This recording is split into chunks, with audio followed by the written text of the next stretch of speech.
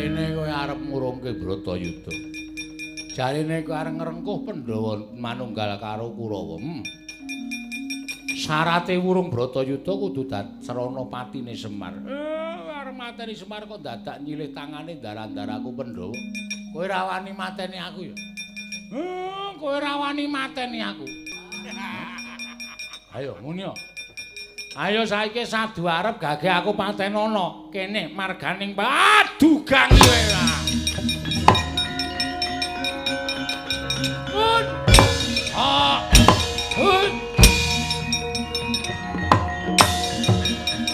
Wah. Nuwun sewu. Prabu Baladewa padha raharja sak tekamu ana ing Praja Ngastina sinuwun. Yo slamet ring sambi kula peneban. Lho. Nuwun sewu apa kaya ngono kuwi cak-cakaning Ratu Mandura. Slagining Ratu Ngastina tak dangu wae basa tata krama karo aku. Lah kok kowe ora tata krama karo aku mongko lagi tepung sepisan iki. Mbok yo nggunakake tata krama. Wong Jernalindra kuwi papane ngunggah-ungguh. Sik. Kowe aja ngawur. Ana ing negara Mandura kuwi unggah-ungguh tata krama ki dienggo dening sapa wae. Kawula sak negara Mandura ki padha nganggo tata krama. Ning ning negaraku kono kuwi ana panutan sing iso dienggo dening para kawula. Panutane apa? Panutane ming gampang. Yen kowe kepengin dibasani, kowe basanana. Wong kowe karo aku ngoko, kowe karo aku ora basa kok. Aku kon basa karo kowe iki mbahku apa piye? Perkutara. Iya. Wis meneng wae rasa omong lho Perkutara. Ya ngono apa piye? Mula nek kepengin dibasani basanono. Nek ning nggonku ana nek kepengin dibasani basanono. Nek ora gelem dijiwet aja jiwet, nek ora gelem ditabok aja nabok. Kuwi cacane wong Mandura. Ya wis. Wis nek mergo tumrap aku wis jeneng pendhita sing ora ngerti karo rasane sak pepadaning pendhita. Lho, kok ora ngerti rasane sak pepadaning pendhita iki piye? Saiki ngene tak takoni, kowe nek kene dapukmu apa? Ingin sekawe dadi guruning Kurawa, terus diunggahke derajatku dadi Pujangga Ngastina. Mongko Pujangga Ngastina kuwi wis ana.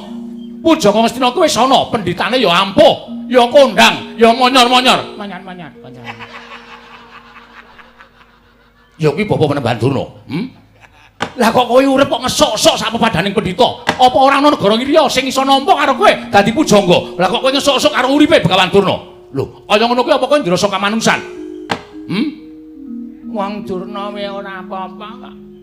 Durna iki ora lara atine. Bapak Penemban Durna. Mboten dawuh, Ger. Panjenengan boten sakit manahipun? Bab menapa? Anggenipun wonten pujangga enggal wonten negaring Sina. Manah panjenengan penggali panjenengan dos pundi? Oh, nek kula gak biasa mawon, Ger. Boten sakit. Boten. Mangkene sakit dak? Op mama. Napa? Op mama. Apa Werkudara? Mbuh. Ora takon aku. Iki ora asli mending ya? Ora.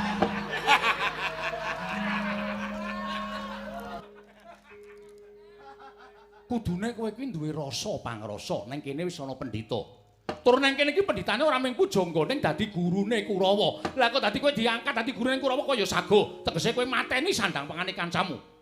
Kowe golek sandang pangan kena, golek urip kena, golek derajat kena, ning aja ngesok-sok kancamu. Monggo kuwi padha karo kowe jejere, padha-padha le Brahmana. Wis, nek perkara siji iki manyen ya wis gandeng wis kebacut aku didadekke pujangga nang Ngastina tur Begawan Durna ya ora apa-apa. Perkara kuwi ora usah dirembug. Sing dadi rembug saiki pancen niatku duwe gegayuhan kepengin jagat kuwi tentrem. Jagat tentrem sirmu piye? Ya mung kepengin ngrukunake Pandhawa lan Kurawa. Merga Pandhawa lan Kurawa kuwi turasing Begawan Abiyasa ing Saptawarga, pendhita ingkang kondang kaloka. Iman temen ing atase turasing pendhita ampuh. Ning Rekada regejegan rebut bener. Regejegan rebut kamukten negara Ngastina. Mula niatku mung kepengin gawe ruku ning Pandhawa lan Kurawa. Ora jeneng aku bakal miradati kodrating dewa. Ning sing jeneng menungsa pinaringan akal budi kuwi diwenangake mbudidaya. Sapa ngerti yen to pambudidayaning dewa Buddha samengko bisa kelakon ngrukunake Pandhawa lan Kurawa. Ngono. Yen nganti kelakon rukun tenan, apa kowe ora seneng, apa kowe ora bungah? Jernyatane Baladewa kuwi minangka dadi pengayomaning Kurawa. Nek nganti Kurawa rukun karo Pandhawa apa kowe ora bombong atimu? Gegayuhaning wong tuwa sing momong karo bocah-bocah kuwi mung siji, supaya bocah sing dimong mau padha rukun karo sak pepadane, ora padha regejekan, ora padha bentak sirahmu ngrebut babakan sing sepele, ya kuwi babakan kadonyan. Mula kang sangka kuwi Prabu Baladewa, aku tak njaluk kanthi banget Seksenana ya. Seksenana nggonku bakal murungake Bratayuda Jaya pinangun. Yen perkara kon nyekseni, aku sagu. Ning yen perkara aku kon percaya karo kowe, nuwun sewu aku ora bakal iso percaya yen kabeh gegayuhanmu mau durung ana kasunyatane. Sebab tumrap aku miradati kodrating dewa kuwi dudu bab sing sepele, ning babakan sing abot. Apa kira-kira kowe wani syarat-syaratane? Syarat-syaratane pancen wis ana. Lho. Syarat-syaratane wis ana. Wis. Syarat-syaratane kuwi ming loro manungsa ingkang urip ana ing jagat iki kudu sirna, sebab manungsa mau katone becik, jabane apik, jabane jujur, ning janjane atine lecek, gedhoane reget. Siji wong Ndarawati Prabu Sri Bathara Kresna, angka loro wong Gombak Kuncung Semar, wong loro kuwi mati jagat tentrem Baladewa. Wah!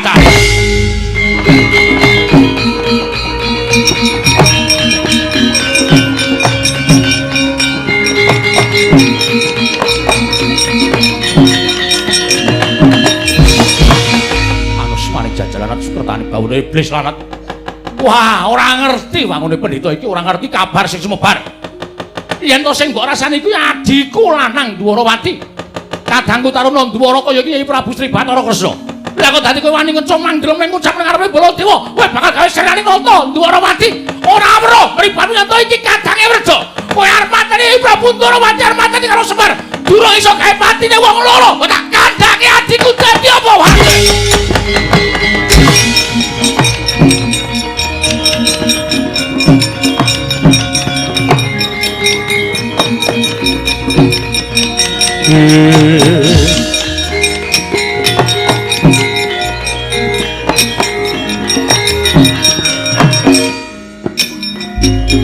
Pamarayu wonten dawuh nggih. Ngantos dados kados mekaten kawontenan negari Ngastina.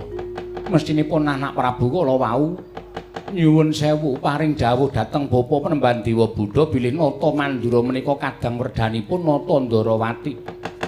Sajakipun Sang Penemban dereng mangertos. Upama aku ngerti karo ora kae pancen tak jarak niatku merga pasemoning Prabu Baladewa wis ora sarujuk. Yen to aku madhep pendhita ana ing negara Ngastina lan dadi guruning para Kurawa kuwi sajake wis ora cocok lan ora mathuk. Pancen tak ajab aku netangi kamurkaning Baladewa aja nganti kesuwen mapan ana ing negara Ngastina. Lho nanging menika mangke Ngutawatiri lho Penemban Ngutawatiri. Menawi ngantos Sang Prabu Baladewa menika kala wau tumunten ngajar wonten negari Ndarawati wadul kaliyan Nata Ndarawati Prabu Sri Bathara Kresna. Oh, panjenengan boten ngertos kadadyanipun Nata Ndarawati. Nadyan tinemu taruna saking Nata Mandura, nanging kadadyanipun sasat ngungkuli kadangipun werja. Wah menika mbebayani nggih, mbebayani Penemban. Tara, apa? kok meneng wae ket mawon Tara. Wah, yen ora didangu aku ora wani munjo atur. Aja kuwatir kowe Begawan Durna mengko yen Nata Ndarawati murina aku sing tanggung jawab. Werkudara Dewa Buddha guruku piye? Arjuna Wonten paring adhawu. malah dina samengko kowe tak wenehi pakaryan gelem apa ora? Yen pancen sing dawuh Dewa Buddha guruku aku sagu. Mbok dawuh munggah gunung mudhun jurang yen perlu jegur segara aku ora bakal wegah. Semantun ginen paton paduka Bapa Penemban ingkang paring dawuh bebasan manjing tumangan kula mboten badhe selak. Yen pancen kowe wis darbe niat kaya mengkono, mara coba saiki rungokno dawuhing Penemban Dewa Buddha. Yo.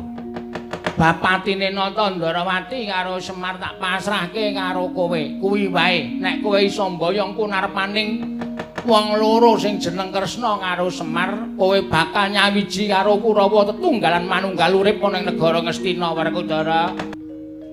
Menawi wonten lepat anggen kula ngabyantur ngersa paduka sinuwun Ngastina diagung pangaksami jer kula menika namung Panakawan. Kula menika namung batur. Kirang tata krami kirang unggah-ungguh. Mila kula nyuwun pangapunten. Ora dadi ngopo Petruk? Matur sembah nuwun. Kepareng kula ngaturaken sembah sumung kemeng pangabekti kula kunjuk sandhap pepada paduka sinuwun Prabu Ngastina. Ndak tampa ora liwat pangestu Tampanana. Kula pundhi Cundaka Panglingga Murda amawahana kabagyaning gesang kula. Amawahana katentremaning gesang kula sinuwun. Prayoga nunggunmu ngadhep Petruk. Sampun boten kirang prayogi. Bagong Padararja sapraptamu. Nonamit pasang Kalimantabe tinebena ing iladuni dumawahing tawang-tawang linepano tulak manuk. Manu. Hah? Manu. Menawi lepatipun diagung pangaksa matur kula sinuwun tebah Siti Sekul. Wah iki. Ya Bagong. Kula ngaturaken bekti nggih sinuwun. Ya tak tampa pangestu Tampanana. Kula cancang pucahing Remi weni. Dumawahing wijang rumeketing Werdaya. Saestu ndadosaken cahya nur cahya daging raka ayuwanan. Petruk Padararja sapraptamu. Rekanapati wilujeng bekti kula kunjuk. Iya Petruk tak tampa. Pangestuku Tampanana Petruk. Niki sangat anggen kalung dadosaken jimat. Bagong Padararja sapraptamu. Wilujeng pati sengkune bekti kula kunjuk. Iya Bagong pangestuku Tampanana. Niki sangat anggen kalung dadosaken jimat. Gareng ora melu. Gareng plu. Mbaya dipresake modar mbok men. Nggo uripe melet-melet kok mresake sedulur. Agung pancen. Oh, Petruk Kantong Bolong Padararja sapraptamu Panakawan. Pangestunipun Perembantuna wilujeng bekti kula kunjuk. Iya Petruk tak tampa.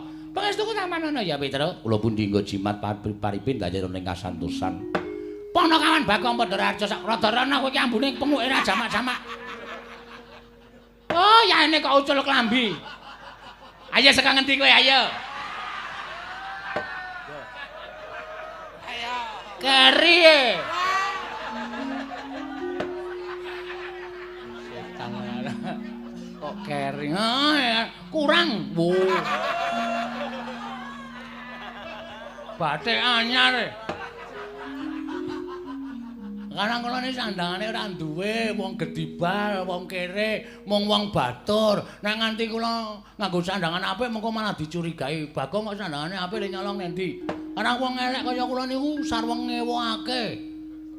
Nganggo sandangan apik dikira le nyolong, dira le njupuk, ora nganggo sandangan dunek-unekke ora sopan. Kula nggih pun ngonten iki. Lah kok dadi kowe nganggo training, tata-tata mbok menawa perang. Waduh. Gayamu ora. Ayo piye siap e. Mbok menawa ya des. Ya des ya. Basane kampungku nek gelut ya des. Oh, anyar meneh, anyar meneh. Petruk Padararja. Lho. Ndara Werkudara? Iya. Wo cocok, Gong. Wah, do nang kene. Mula ya digoleki. Ah iya. Wilujeng bekti kula, Den. Yo. Bagong Padararja. Nggih, kok teng mriki ndengaren? Iya, Bagong. Sawetara wektu nang Ngastina. Wah, wis gek matur terus mumpung oknume ana. Oknum ki apa? Ora tau maca koran. Oknum iki sing digoleki maksude sing terdakwa. Oh, gek matur. Apa sing digendikake bapak mau? Petruk, Wonten dawuh. eneng apa kowe sowan? Sepisan ngaturaken bekti kunjuk angka kalih. Sowan ngesanipun Sunan Prabu Duryudana menika mboten saking pikajengan kula piyambak, namung kula menika dapur dipun utus. Mboten kanthi kanyono-nyono, mboten kanthi kejarak kedadak. Bapak niku kerawan Sinuwun Prabu Ndarawati. Bapakmu kerawan Koko Prabu Sri Bathara Kresna. Nggih. Sinuwun Prabu Ndarawati menika ngendikaken nek iki Semar ora melu-melu perkara iki mengko ndak kriwikan dadi grojogan geguyon dadi tangisan merga pengayomaning Pandhawa menika piyai loro. Sing dadi suwing para Pandhawa menika Sinuwun Ndarawati, sing dadi pamonging para Pandhawa menika Semar Badranaya. Loro-lorone menika saged sinebut pamong. Pamong menika pamomong. Lah nek sik dimong menika nedengipun mboten napa mboten manut, nedengipun lagi rusak. Niku dadi kewajibane sing momong kudu dandan-dandan. Rusak lire piye? Kabar sing ditampa Sinu Prabu Ndarawati, Ndara Werkudara lan Ndara Janaka menika nuwun sewu manunggal teng negara Ngastina, suwita karo pendhita anyar sing lenggah teng negara Ngastina. Malah sak mangke kula nyatakaken jebul pinanggipun Ndara Werkudara Ndara Janaka lenggah teng mriki lah. Nek ngoten cocok kali ngendikanipun Sinu Prabu Sri Bathara Kresna. Nuwun sewu.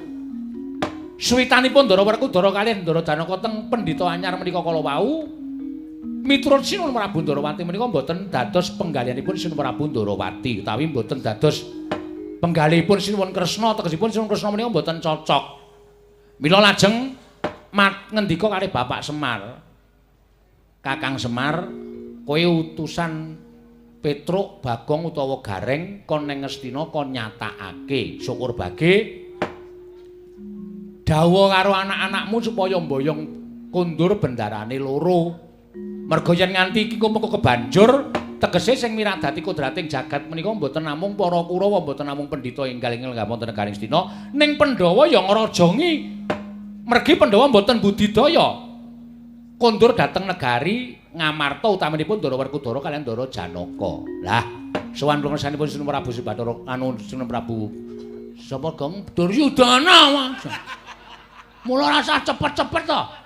Sinu Prabu Duryudana menika sepisan kula menika ngaturaken sembah pangabekti angka kalih kula kepareng badhe mboyong kondur Ndara Werkudara kali Ndara Janaka. Upamane Werkudara lan Janaka adiku diboyong bali marang Praja Ngamarta ora gelem. Oh lah niku teges pancen pun do duwe niat kepengin nyawiji kalih para Kurawa. Nek ngoten Semar kalih Sinuwun Prabu Bathara Kresna gemelar wonten jagat menika sampun boten wonten ginanipun. Boten ginanipun. Mergi menapa? Sinuwun Ndarawati menika dados pujangganipun para Pandhawa. Semar menika dados pamomong. Lah nek sing dimong karo sing nuwun sewu para Pandhawa menika sakmangke sampun gugu karepe dhewe. Ateges Semar wis ora ana gunane, Sinuwun Kresna wis ora ana gunane. Nek ngoten klebu kula Bagong kalih Gareng ya wis ora ana gunane nderekke ndara-ndara Pandhawa. Mung sakniki kari dalan loro. Ndara Werkudara Ndara Janaka niku abot lenggah teng mriki napa abot tresna kalih Sinuwun Kresna napa anu Bapak Semar. Nek abot kalih Bapak Semar Sinuwun Kresna mesti purun kondur. Ning nek tetep lenggah teng mriki, ayo wis mboten napa-napa kula ora arep peksa. Ora arep meksa. Ning Pandhawa kelangan Semar, kelangan Sri Bathara Kresna, kelangan Sri Petruk, kelangan Bambang Bagong. Ngoten.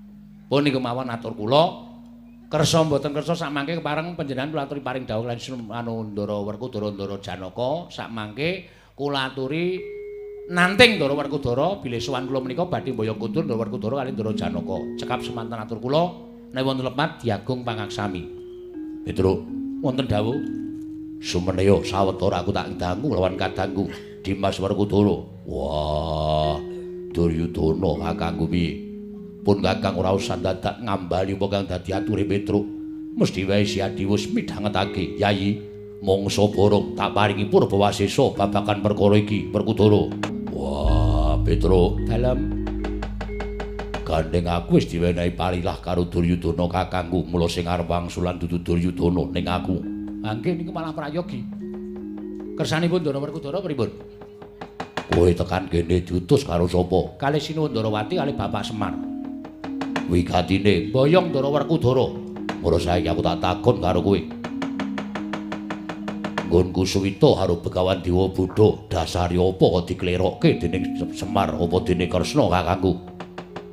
Mboten nglerokke. Mboten nglerokke niku mboten. Sing jeneng tiyang gesang wonten ing alam padang menika pancen diwenangake nggayuh undhaking kawruh ngudi wuwuhing ngelmi. Niku nganti tekan umur pinten mawon nek isih tumangkar budine, akal pikirane isih kena dienggo jak nyambut gawe. Wong niku dirangake budidaya golek ngelmu, merga ngelmu niku mugunane tumraping wong urip. Ning kula nuwun sewu, nek panjenengan lenggah teng mriki niku janjane dadi ora apik pocapane dadi mboten sae. Mula Bapak Semar kali Sinuwun Prabu Bathara Kresna menika ngersakaken nek arep suwita ya suwita. Ning kula nuwun sewu, le suwita menika pendak dinapa le arep medhar kawruh menika pendak dina apa? Ah panjenengan rawuh teng negara Ngastina. Nek wis rampung le medhar kawruh, kondur teng Jodipati, aja ninggal jiwaning kasatriyan, kewajibaning kasatriyan. Panjenengan menika dadi satriya lho. Panjenengan menika dadi satriyaning praja. Satriyaning praja niku duwe kewajiban tentreming negara, tentreming kawula, mboten mung tentreming kawula, tentreming negara, ning tentreming jagat menika wonten pundhaking para satriya. Ha nek satriyaning kerem ngangsu kawruh terus ninggal karo kewajibaning kasatriyan, donya niki rusak.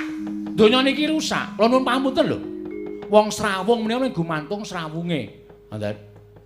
Kuwatiring Bapak Semar niku nek nganti Ndara Werkudara niku wis dadi satriya sing apik, satriya sing becik, mongko srawuh wong elek. Kula nuwun pamunten, sing dikula sebut wong elek niku Kurawa. Niku bakale dadi elek. Wong elek srawung wong apik, mongko akeh wong apik tinimbangane wong elek. Sing wong elek mau dadi apik niku wis hukum alam. Pun nek mboten percaya. Bagong niki mbiyen apik ning campurane maling. Sakniki wis gelem nyolong, ha to sukses. Bangga dheke. Ngoten. Niku tenan kula ora goro. Mula sampun ngantos panjenengan kelepetan dedosaning para Sata Kurawa. Panjenengan swita kena. Ning kula nuwun pamunten lho. Nuwun pamunten. Pendak mangsa kala diparingi kawruh kemawon panjenengan rawuh mriki. Nek wis ya bali. Bali terus nindakake kewajibaning kasatriyan menika langkung prayogi. Petro. Nun, Aku sapa? lho piye iki, Gong? Aduh, wis lali lho dheke dhewe. Jenengan Ndara Werkudara. Kowe ming batur, kowe ming gedibal. Semono uga nadyan jenenge Pamung, derajate Semar ku ya gedibal, derajate Semar ku ya batur. Ora usah ngereh karo uripe Bendoro. Ora usah dadak ngereh karo uripe Werkudara. Dina iki aku ora bakal bali marang negara Ngamarta yen durung rampung kesaguhan sarta kewajiban ingkang ditindakake dening Bapa Penembahan Dewa Buddha. Taunana Windanana. Nek ngoten sampean mentala kelangan bapak, kelangan Sinu Prabu Sri Bathara Kresna. Wah, tinimbangane duwe pamong, duwe pepayung, duwe pujangga sing ora mikir katentreman. Luwung boyo aku nang Ngastina, suwita karo Dewa Buddha sing mikir katentreman, ora kaya Kresna karo Semar ora tau mikir katentreman. Mundur! Ya.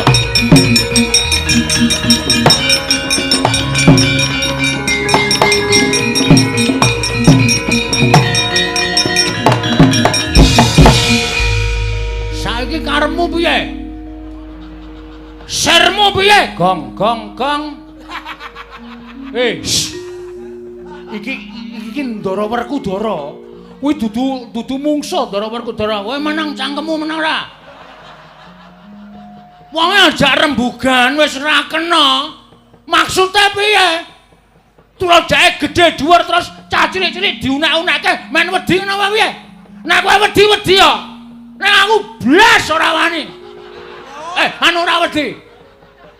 Wis karepmu nek ana apa-apa tak tanggung, tak tanggung. Lole. Yang aku anggres nesu ngungkuli Baladewa kandhane.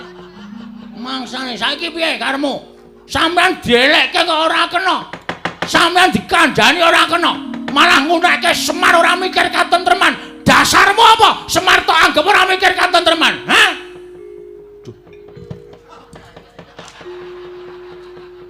Nanti ya Tor, truk. Golek rokok.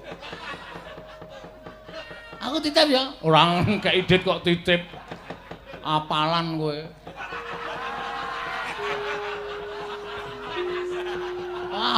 Apal wae. Anggere nang wong tuku rokok kok aku sisan. Aku sisan.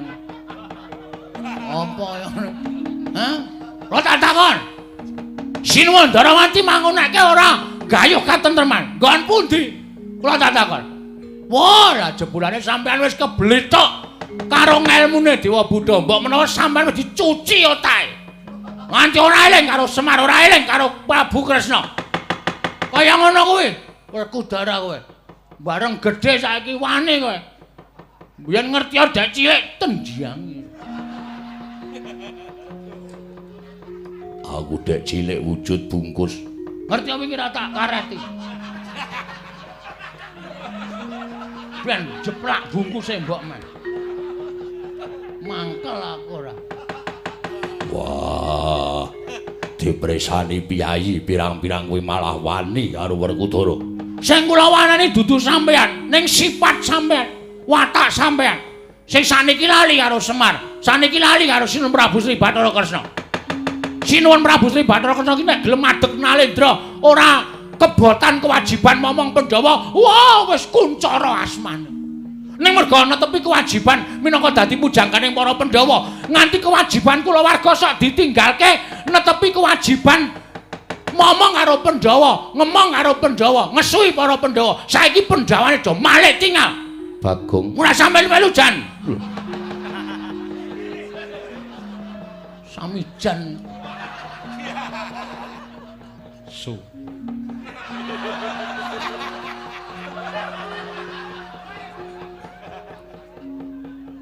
Hah? Karemu piye? Bagong nek ngene iki padhangane wani, petengane apa meneh? Aku padhang wani, peteng wani. Ah petenge bener kok aku. Kok meneh padhang? Manuk isine. Bagong tekan ndi omongane malah ora. Arep kepiye? Wah, Ponokawan wani karo Werkudara. Ora metu njaba tak idak mutar nek kene. Oke, ayo metu njaba legane ati ayo.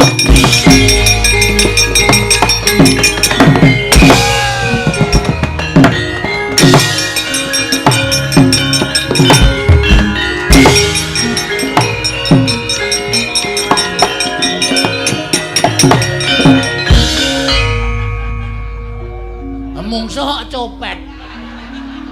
Kapusan dhek. Ora saya kae goleki sapa kae jeneng.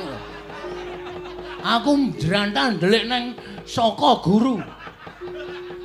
Terus balik mrene meneh. Bocah ki nek Bagong pancen wis gugu karepe dhewe tenan. Ya men apa mangsaku wis do ngendemi Ndara Werkudara. Ora trima. Bagong. Non. Jeng kantos-kantos pekan. Lah kula menika. Kula tandangane Ndara Werkudara. Edan ndang metu. Nggih, nyun pamit rasa gamelan metu dhewe. Panjen Bagong menika pancen ngatur menika. Bapa menemban kados pundi? Dene anak-anake Semar malah wis prapta ning negara Ngastina ngandhakake yen to satemene Nata Ndarawati lan Semar wis manunggal. Kamangkono aku duwe panyakra bawa yen to pancen Ratu Ndarawati kuwi ratu ingkang lantip panggrahitane. Ketitik wis weruh kelawan kahanan ingkang dumadya ning praja Ngastina. Inggih kula piyambak ugi gadah panyakra bawa ingkang kados mekaten Penemban. Arjuna kula wonten maring adhawuh. Kowe aja meneng wae. Ewang-ewang ana Kadang Munjadipati nggone nyekel Petruk Bagong. Yen perlu Petruk karo Bagong, apa yen mengko ana sedulure meneh sing melu dipateni kabeh. Mengko yen wis tekaning pati kabar sumebar. Semar krungu anak-anake padha tekaning pati, tak kira Semar bakal pepes Bayu kang tapis ora duwe kekuatan, gampang nggone mateni wong sing ora duwe kekuatan. Janaka kliran dinten sak mangke kula nyuwun pamit madal pasilan. Mangkata susulen Kakang Munjadipati. Aku percaya yen kowe karo kakangmu tak kira ora bakal kabotan yen to gawe pati ning Petruk gareng apa dene Bagong. Bapa Penemban Tuna. Wonten dawuh, Ger. Sesarengan kan Bapa Penemban Dewa Buddha. Kula dherekaken manjing salebeting kedaton Kembul Andrawina kaliyan ingkang putra Ngastina. Oh inggih, ngestaken dawuh. Paman wonten timbalan babar pisan budana kang padha sebo jeneng ingsun kundur kedaton. Kawula nok ngestaken dawuh. Nyuwun pamit madal pasilan. Anak Prabu Ngastina sampun ngantos kados lari alit paman Ploso Jenar. Purna gatining pananggilan. Sanutasa kundur kedaton jeluk saking dampar kecara kinapit gambaran gading kadhiraken sangganing Promban Cedi manggung tetanggung Jaka Paloro-loro ingkang sami ngambil upacaraning keprabon. Kawis tinggal saking Mandra tindaknya Sri Naranata. Lamun ngatinon saking Mandrawa kaya tansah katon sesanti kamulyane. Sumene nek melu nek terus lancang ngono kae aku wegah. Rumangsamu anggepmu apa? Iki kriwikan dadi grojokan, geguyon dadi tangisan. Ndara Werkudara lho, Gong. Ndara Werkudara kowe iki sadar ora? Aku tok waneni Ndara Werkudara kuwi njero kowe iki embane kaya timun mungsuh duren, kowe timune Ndara Werkudara durene. Kok meso tok waneni? Aku percaya nek kowe iki wong kendele kliwat. Ning nganggo hitungan, nganggo ukuran. Terus maksudmu iki awak dhewe bakal modar. Aku tak takon karo kowe, wong urip ki sing dinteni apa? Hah? Wong urip ki dinteni apa? Dinteni mung antri modar, gedhong ana kuncen ana, nek pestine mati. Ngono kok bingung. Ning matine awake dhewe saka Ndara Werkudara. Ora apa-apa. Wis ta. Nek pancen kowe wedi ngadepi Ndara Werkudara, kono mulih kono. Cah jirih ora. Aku sing ngadepi. Kowe arep ngadepi nganggo apa?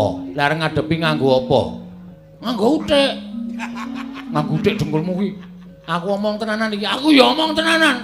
Ha iki lho truk nang kene iki lho. Kowe karo aku iso ora cocok ngene iki. Dikongkon bapak supaya mboyong Ndara Werkudara, bareng Ndara Werkudara nesu, tak waneni kowe wedi. Njok piye lek arek iso mboyong? Iki nek dinggo. Rameng dijreske tok. Lu anggape ndas kuwi pentolan korek ngono piye? Dijreske dengkulmu ra. Kae, Ndara Werkudara nek tekan kene, Petruk Bagong wani karo aku tidak modar. Kowe piye kaya iki? Ngene wae wis. Iki mbangane kowe karo aku padu. Kowe mulih nek pancen kowe wedi mati, kowe mulya. Werkudara tandangane. Sudet kuku Pancanaka. Weh, aku nggawa dong bundel. Ku ya iso nggo nyudet. Nek ngemunana. Pancen setan lan omongan kowe iki marai mangkel tur ra kena digenahke kowe. Wis ta santai wae.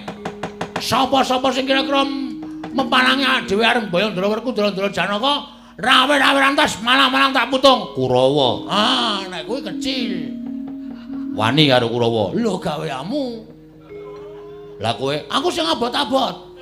Engko nek Kurawa maju kowe sing nandangi. Nek Werkudara Ndara Janaka sing maju, kowe ora sah melu-melu. Aku ya ora melu-melu. Setan tenan. Terus piye? Sing arep mandang sapa? Mengko golek tukang. Golek tukang digulmu mlocot ora. Iki aku tenanan. Lah apa? Ngandel ora. Wah, bledug mangampak-ampak. Ora pangling kae gong barisan Kurawa. Ah, gaweamu. Kowe sik maju mesti Kartomarma, Aswatama, Durmagati, Citraksa, Citraksi, Dursasana. Kecil. Petruk nang ndi papan anggere mungsuh Kurawa wis menang. Wis iso dititeni karo wong delok. Bengi iki mesti menang. Oke, tandangane. Nek sik maju Werkudara, kowe mlayu lapor aku. Ya. Ngono ya. Heeh. Wis aku ngaso sik ya. Ya. Iki lho di 3000. Nggo ngopo? Aku ngelah ya, Tru. Kula es teh. Es teh kulon kuwi. Ngono angkringan kuwi. Heeh. Karo ngetungi. Oh ya. Ate senggune karo Kartomarma. Boto karo jagone. Heeh. Langsung takoni wae, Tru. Ya. Bekti kula Rekena Pati, ya Petruk tak tampa. Rawuh mriki wigatosipun pancen sengaja aku ngetapake para sata Kurawa ki nen bujung kawan lakumu. Ngoyak kula? Iya. Wigatosipun kok ngoyak kula? Petruk ora sah dadak tak tedeng aling-alingi. Dina samengko pancen apa kang dadi gegayuwaning Begawan Dewa Buddha ana sambung rapete karo bapakmu. Lho. Sambung rapete kali bapak kula? Sang Begawan Dewa Buddha dina samengko bakal murungake Bratayuda Jaya binangun ngrukunake Pandhawa lan Kurawa. Mongko syarat sranane iki ora baen-baen. Dianggep ana wong loro ingkang tansah nglincipi carang papak, nglincipi singating Andaka. Siji Nata Ndarawati, loro bapakmu Semar. Mula dening Sang Begawan Dewa Buddha, bapakmu Semar karo Nata Ndarawati bakal disirnakake yen Nata Ndarawati lan Kakang Semar sirna Para Pandhawa lan Kurawa bakal manunggal tetunggalan dadi siji, mula sadurunge bapakmu tekaning pati, anak-anake dhisik kudu tekaning pati, Petruk. Jaja muntap lir kinetap duka yayasinipe. Netra kocak ngondarandir.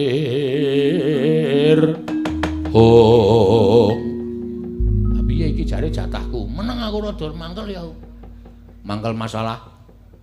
Mau muni apa mau? Bratayuda arep diwurungke. Heeh, syarate Kurawa arep mateni bapak karo mateni Sinuwundarawati. Weh lah pancen iblis tenan kowe iki. Gong kuwi patih. Ora urusan. Pati yo anak cangkem elek. Hah? Aku tak takon karo kowe ni. Tak takon Wangsulana. Iya. Sebabe apa wong arep gawe rukun kok dadak tumbale nyawa? Aku tak takon. Terus bapakku salah apa? Sinuwundarawati salah apa? Hah? Nek Dewa Buddha niat arep nulungi Bratayuda rasa nguthek-uthek karo wong sing tentrem, rasa ngogreh-ogreh karo wong sing kepenak uripe. Kurawa ya ora pisan ora pindho. Mesti gawe sulaya, mesti gawe cintrakane wong sing uripe tentrem. Saiki ngene, kowe arep mateni Semar. Pateni. Ning Semar kuwi duwe anak, siji Gareng, loro Petruk, telu aku. Aku arep tok pateni sisan. Nek kowe iso mateni aku karo Petruk, sasat iso njara langit. Coba wae. Rasa nggo Kartomarma. Kartomarma mungsuh Petruk, kowe mungsuh aku. Uyui. Rangkok nguyui. Kebelet ya. Mangkel. Iki sing marai provokator geger ngendi-endi ya menungso siji iki, Truk. Nek ora diajar, ora dikapokke, tuman wae. Bagong, ora ura-urapan suaramu. Iki paman patih, iki patih. Wong nomor loro neng negara Ngastina. Wah, aku panjat pinang nomor 1. Ora tau tak pinange tak panjat kok. Ngeyel kowe. Ayo, nek dicoba. Kartomarma Bagong Petruk mateni kendharap tangane Kartomarma. Terus siap, Truk. Mundur, tandangane ora sampe melu.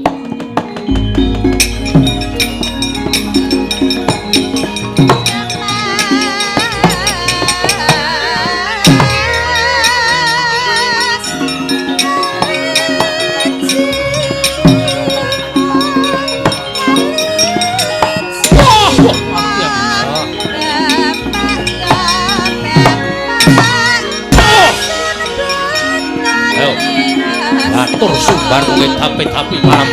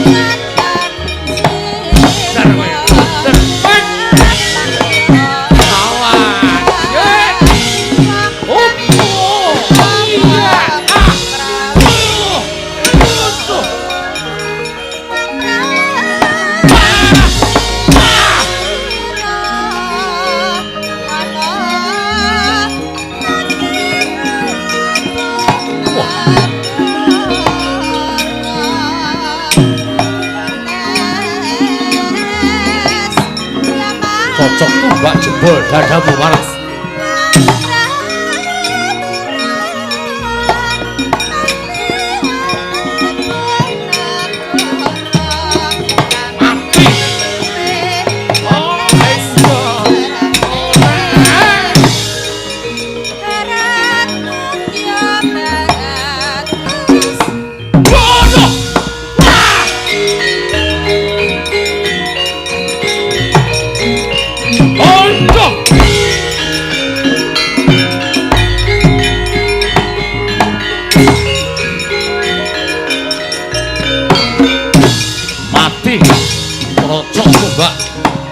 Boldi aja mupal.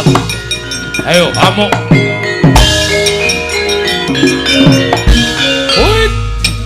Iya, ora.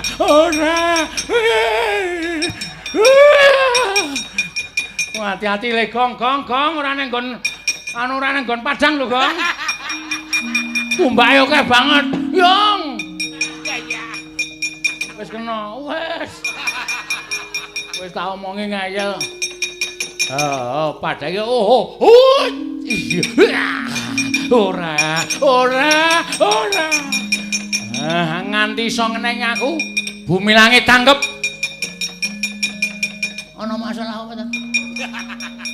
Tumbak pirang-pirang kowe iki nek nganti jedul malah kena tumbak ngrekoso. Bajigur. Minggiro, ngene iki lho. Nuntutke Ndara Janaka pirang-pirang taun kok anggrana tumbak ra iso endoe nek cara aku isih. Yo. Iya, ora. Iya. Waduh. Kedisian lah munggah. Ndar. Aku nyandang ngene iki nek ora ndek kekuatan, ora ndek aji-aji isin aku, Tru. Wah.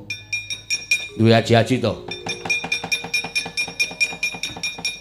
Wis meh setahun ra tak gunake aji-aji. Ha to, wes omong ya. Delan.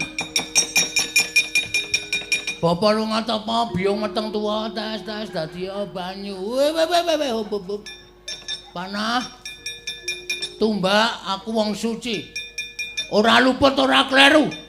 Kowe ngenangi aku tumbak ampuh dadi tumbak rongsoan. Dal kilon. Ayo mulih. Ngono ku langsung ngesel-ngeselke awak. Piye mau, Gong? Bapak lunga tapa biung meteng tuwa? Tes dadi banyu. Ya. Tes. Bapak lunga tapa biung meteng tuwa? Tes. Tese tengah-tengah. Nek urung tes.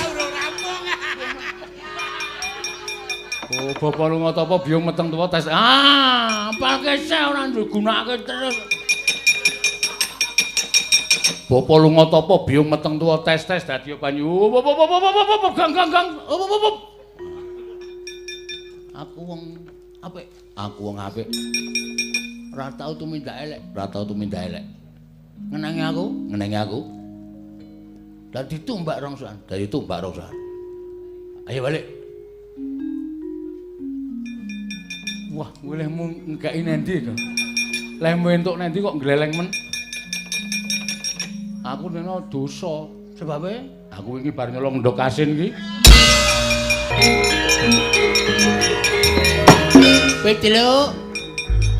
Ndara Durmagati, dasar keparayana. Kowe aja gede ya, Tru. Kowe ngaku kalah kalau Kulawa kepenak patimu rasa dadak diajar dening Soto Kulawa. Rasaku kian gunung sing tanpa guna. Ning kene kowe apa aku sing menang? Bajigul kowe ora basa aku Bendara. Bendara ya men ora ya men. Ayo kowe aku sing tekaning pati.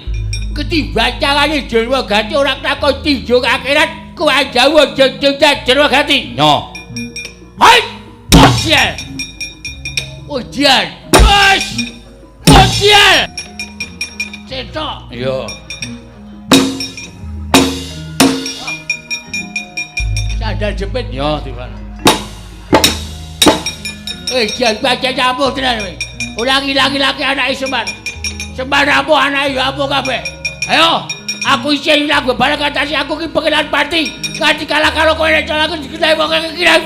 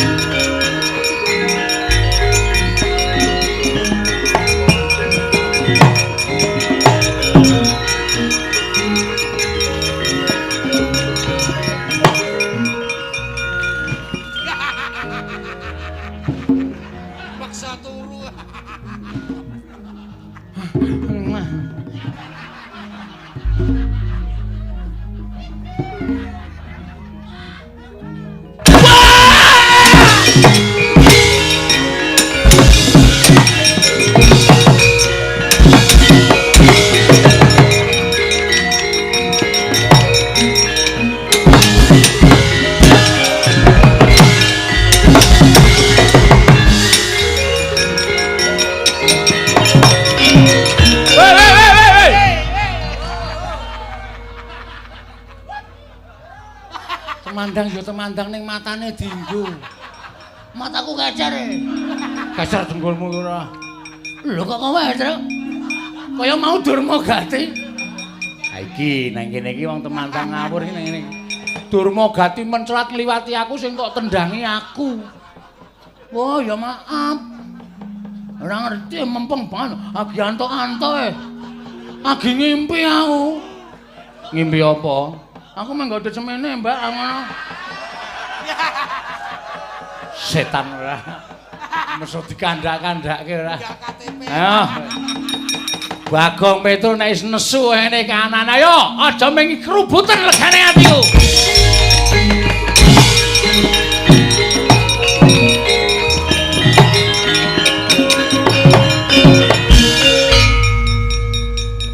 Jah kula man.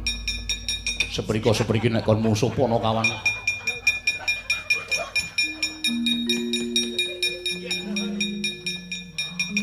Bathuke kok tatu. Kenging lenggol. Anu kenging pusaka tumbak. Lho semangat.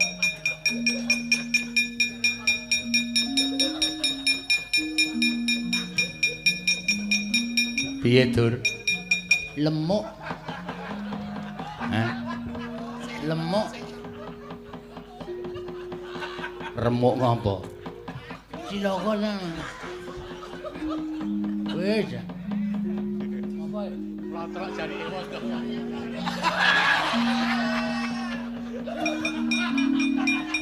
Nyambut gawe ora apa-apa. Sone disetageni. Ulamen paitan lapian.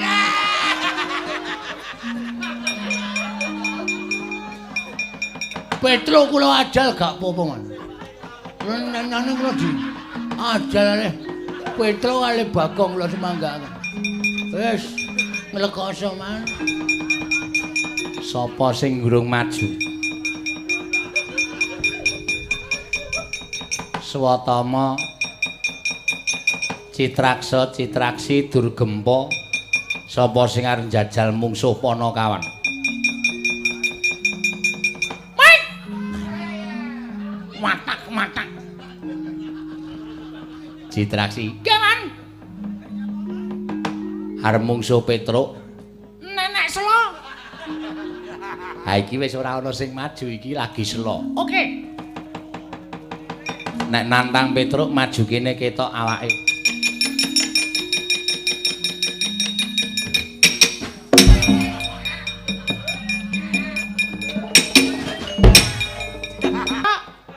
Ndoro Citraksi. Dasar kepara nyata. Kok kowe aja glelengi iso nganga. Iso nganga. Aja kleru lho, aja kleru. Iso ngalahke Kakartomarma terus Surtayu terus Durmagati aja gleleng pacakmu gembos utuh lha apa gem niku lho gedhe sirahe gembelo sirahe ora kelakon mama malu tutu mama maem tutu wah aku ngewangi we malah mumet e Cit mama apa ora kelakon mama meninggal mati dening asu anu aku mama melihat tutu mama mengandung dereng mama lakon apa lali kok kan malah lali lali dhewe to. Ora sakokean gunem Ndara Citraksi. Mang mriki. Nek ajeng musuh kula mang mriki. Weh lah Petruk wani tenan nek aku saya mangkel. Lah wong ing atase Panakawan ditantang kok saya wani iki nek aku saya mangkel. PPO. Dudu. Petruk. Kok kowe saya ngenge. Ngece. Kodret kowe drat. Derajate wong maceplek wong. Wong edan. Dudu. Wong loro saudon telu siji. Dudu. Telu saurupan. Titi. Aku. Ayo, Cik. Ayo.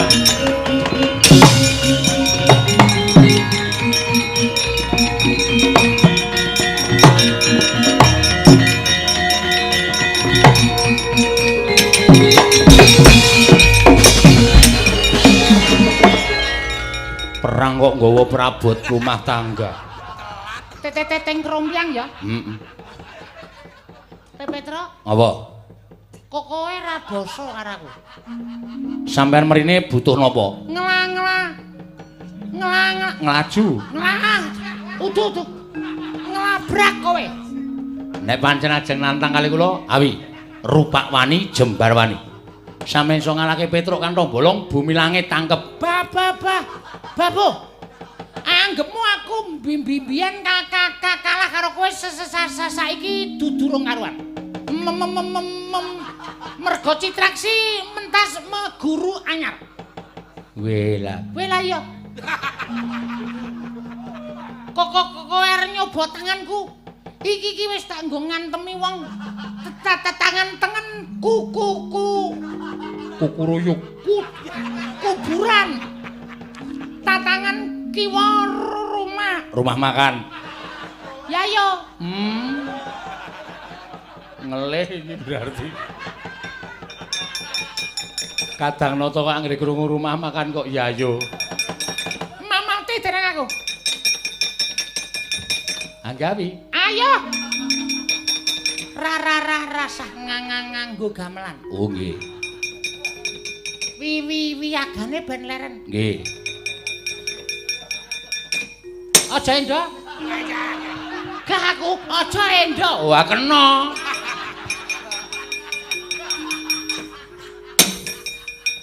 Tiba. Yo.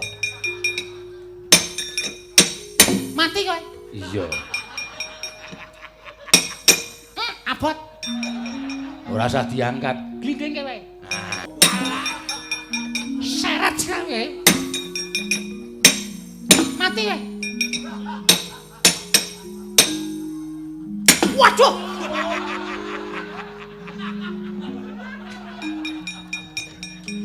Kapok. Arep ngantem aku malah ngantem boyoke dhewe. Kapok ora kowe gedengklangan. Becik.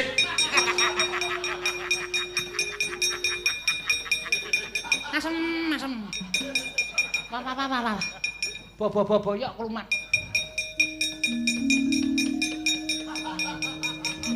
Piye, Cik?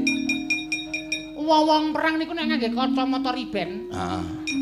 Nini niku malah ngrekoso, Man. Sebabe? Petruk kula cekel sirahe cek. Cek ngono wae. Cek.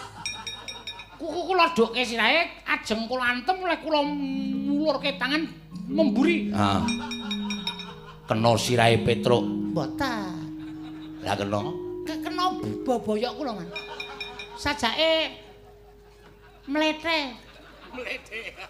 Apa kuwi? Oh, ora bener niku lho. Mlengse. Lah. Mlengse. Ya ngalah ya. Mumet sirahku ngrasake Kurawa. Dur. Maju ora? Maju nggih genah kalah. Pripun melih? Ana ora ketang saubengan rong ubengan. Nggih. Wong edan bebas. Wah, cah edan ya. Petruk, Nun. Manut tak bonto tawak krincung sikilmu. Kowe padhake Petruk ning menungso ndek perasaan. Mang bonto mang krincung sikil kula. Nek Petruk ora iso ngopo-ngopo, nek Petruk iso ngopo-ngopo ngeten iki ampun sembarangan. Aja kok sampean klubuten sak Kurawa ora bakal tak tinggal unjan. Wah. Omonganmu sak penake dhewe. Wis iso ngalahke Dursasana. Sasati Sanjara Langit. Wah, coba ta iki. Yo, ayo. Opa! Ayo.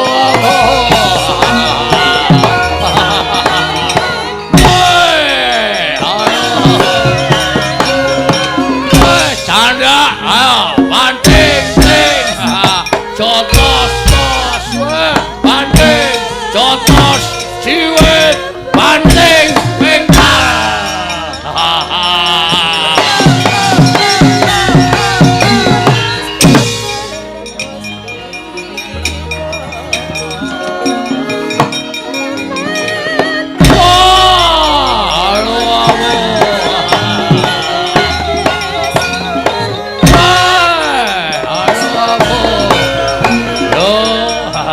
Yo, canda, banting, ting, jotos, tos, banting, jotos, siwit, banting, pengkal.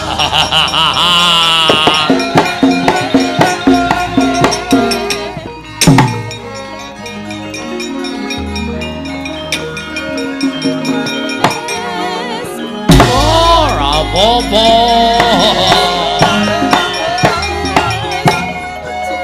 Ayo mburi. Ayo mburi.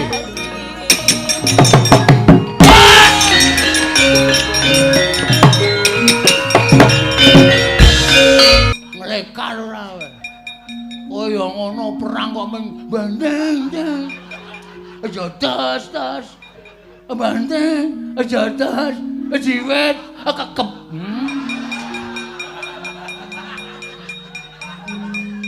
Anda salah Melayu. Motor.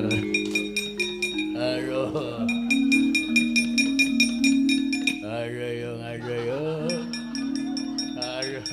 Musuh Petro, musuh Bagong malah kewirangan. Rekake pamer kekuatan malah isin lho. Ming mungsuh Petro kok Dursasana kok nganti mundur kene aku isin. Kula kok biasa. Isin tinggal merem ilang. Wis rasa isin-isinan. Gerah anak Mas Werkudara, anak Mas Arjuna kula nyemanggakaken menika kados pundi nggih.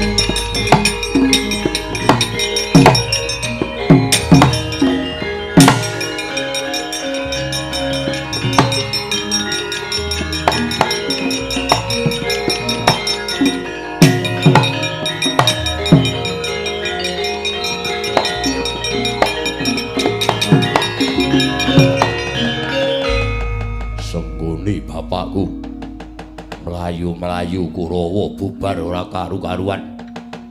Ming nyekel Petruk karo Bagong Kurawa ora sembodo. Nggih ngaten menika kawontenanipun para sata Kurawa. Nggedabyah kokean cacah ngrebda tanpa guna. Nyatanipun namung nyepel Petruk kaliyan Bagong kemawon boten saged kasembadan mila kula semanggaaken. Dawuhipun Sang Begawan Dewa Buddha Petruk Bagong dipun perjaya nek Petruk Bagong tekaning pati Semar badhe pepes bayu kang tapis mejahi Semar angel mijet woing ranti. Wah, Petruk Bagong aja mlayu.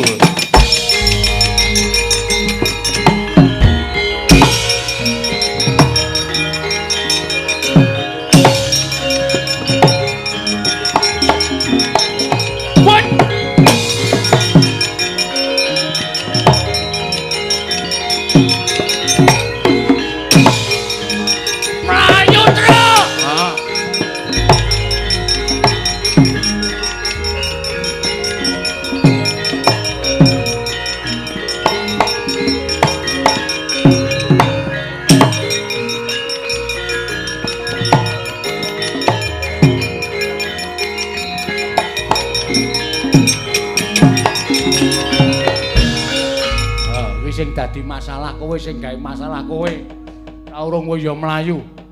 Ndara Werkudara bengok swara, Petruk Bagong aja mlayu. Mlumpat banter banget. Kowe karo aku nek ora mlayu, wah modar tenan, Gong. Kono jarean maju. Ngono aku maju sing kiper sapa?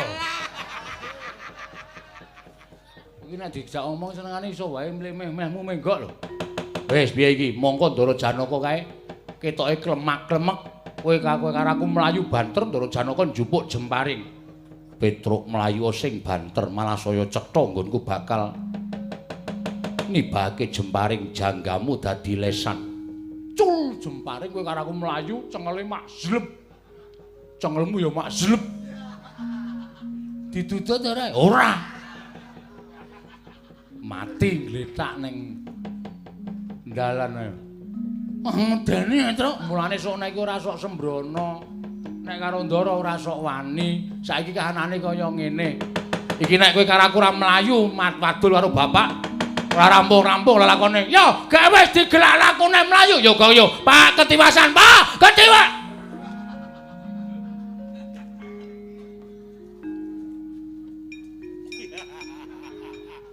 Gong, hah? Wis pamit bojomu lho. Wis mau ning pamitku ya kondur. Iki ketoke awake dhewe ora pulang, Truk. Petro. Petro. Muni ya. Mumpung arep mati matamu kira. Wonten dawuh. Ngopo mlayu? Nun, ngopo mlayu-mlayu? Nek rembugan ki ora nganggo non. Nek kowe muni non ki Ndara Baladewa saya sero. Ngopo mlayu-mlayu? Non, ngopo mlayu-mlayu? Langsung krungu wae. Lah wong ora cethuk langsung krungu. Nek ora krungu kono saya sero. Petuk kantong bolong tak takoni kowe wangsulan ngopo mlayu-mlayu? Non. Ngopo mlayu? Kanjane ora nganggo non. Aku ki tratapan. Nyok sing ngarepnya. Gau. Oh, payah ora senengane. Bagong. Nggih. Sing ganti Petruk. Nggih pun kesel. Kula cadangan. Ora sembrono lho, Gong. Ora sembrono iki nek nesu nenggala metu. Metu karepe dhewe. Ngopo mlayu-mlayu?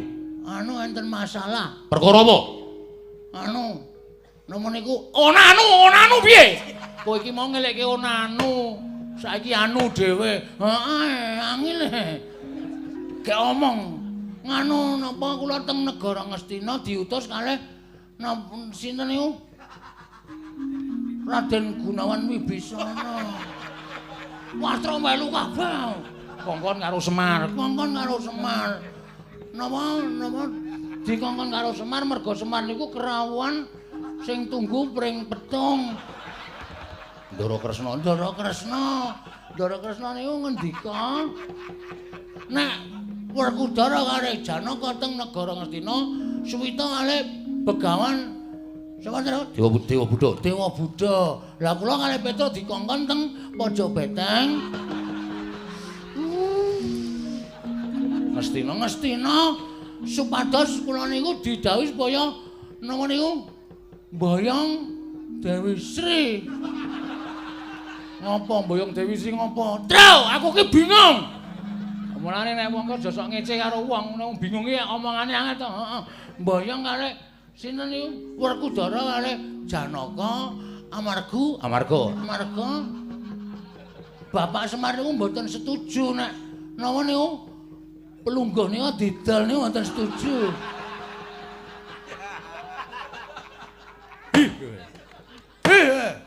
Angel wadake. Sik, ditata napase. Ayo, nyerot tambegan sing jero. Ditokke liwat cangkem. Nyerot meneh. Nek atine wis tentrem, atine wis anteng lagi omong. Wis anteng. Ampun, wis ge omong. Kowe dikongkon bapakmu ning Kestina kon mboyong Werkudara karo Janaka. Kon nggawa bali neng Atmasuri.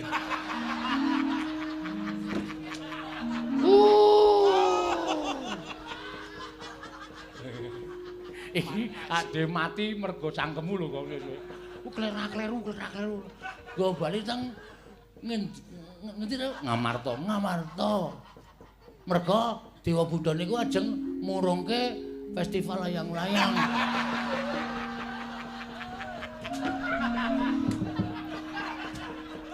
Merga anu namane ku merga Dewa Budane ajeng murengke Bratayuda Jayabinangun.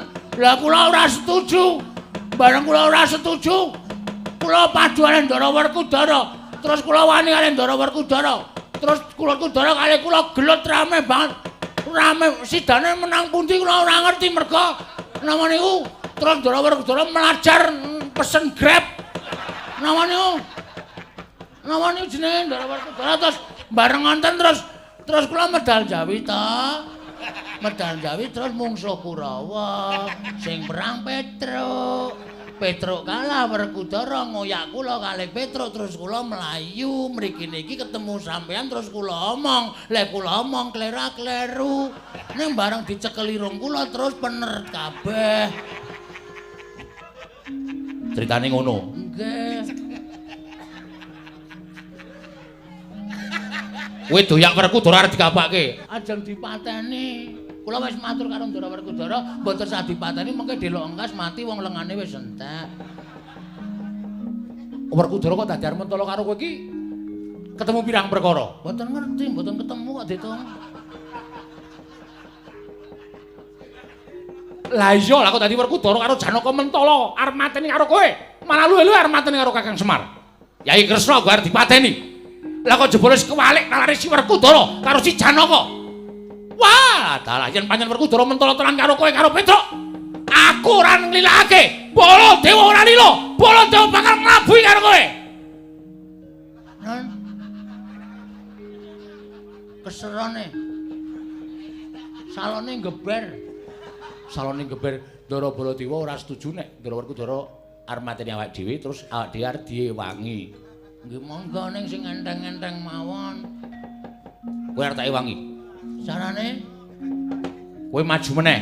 Aja wedi karo Werkudara karo Janaka. Ana maju meneh mati tenan, Om. Om dengkulmu kuwi anu sinuwun. Mati tenan. Andika gagah pideksa godhek wak simbar jaja. Kula mung cilik hidak sudukku Pancanaka modar. Kowe tak paring ngambil pusakaku. Napa? Kyai Alugara. Lesung jumengklo. Udu alu nggo ngundasmu ki piye? Gong. Iki aku iki deg-degan lho, santai wae. Tenang wae nek nang ngene iki ndak ora fresh pikirane. Mayang pisan dipengpengke, Truk. Iya, iya. Sesuk wis ora ning jaba e. Ha iya. Nang jero bahaya e. Nek dites, ha wis. Kowe tak paring ngambil Kyai Nenggala. Terus maju. Werkudara Janaka weruh Kyai Nenggala ora mundur. Aja dundang Baladewa.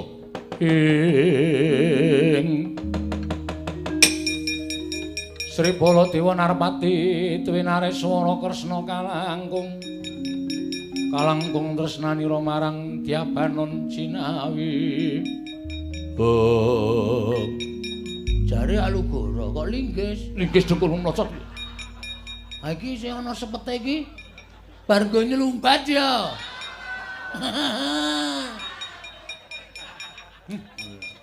Menang iki lho, Tru. Nek kena iki aku mati lho. Wis kono gawanen. Wis kono gawanen, nggih. Eling-eling nggawa pusaka iki nyembah ping 3. Oh. Disembah. Le nyekel tangan tengen sik aja tangan kiwa, mergo tangan kiwa iki tangan reget. Ya. Tangan tengen sing endi? Ngawur. Kuwi kiwa. Aku klinane sing iki. Sing iki nyekel ciduk. Jenes gong ora. Kawyuk-kawyuk ngono. Ngampel. Yo maju. Awas Ranata jawra timbanging Pandhawa. Werkudara, Janaka, ngerti yo? Iki nata mantura Prabu Baladewa. Lali e. Lali dengkulmu ora. Wis gawa nenggala iki rasane kaya Prabu Baladewa. Ning ora eneng aku, ora apa-apa. Nek eneng aku pirang-pirangke. Nggih. Minggir Truk, malak nyunyuk. Iya, iya. Ya aku wis gawa ngene iki ora pandang bulu kanca apa saudara. Ngalang-alangi nyunyuk pokoke. Wis maju. Ayo. Strayoli binatang September, Oktober, November, Desember. Menungsa rantangan. Nek wis ngene iki. Paling ketoke kurang srek iki. Lho, kurang srek piye? Kula tak dandan Baladewa ya. Ora sah. Ora sah. Men ketok wangun. Nggih? Lho, kowe nggo sandangan po? Kula niku nek nang dinding nggo koper. Kejaba buka sulapan, kula niku ya nggawa sandangan. Ya coba kaya apa? Nang ampun nesu lho. Ora. Mungkin nek persis nesu. Waduh apure. Bagus aku karo kowe kok persis-persis. Bane nggo nganggo sandangan. Mang delokke. Nek ora nganggo ndak ora wangun. Sepala dewa Narpati tuwenane swara Kresna kalangkung tresnanira. Wah, kowe iku nganggo ember barang kudung yo. Ayo sasae wong. Gleleng kowe. Maju ngono. Awo, Sralata Jamrata manging padha ngono. Panes maning jajalan setan bangun iblis lan menungsa jajalan. Panjal maning menungsa kebencian iblis kebencian menungsa. Werkudara Janaka wani karo pun Krangkang. Pun Kakang, maupun Kakang. Kalau tinjau ngeliat kena Kiai Alugoro orangnya. Ayo, nonton wajah-wajah nih. Nonton wajah-wajah ayo.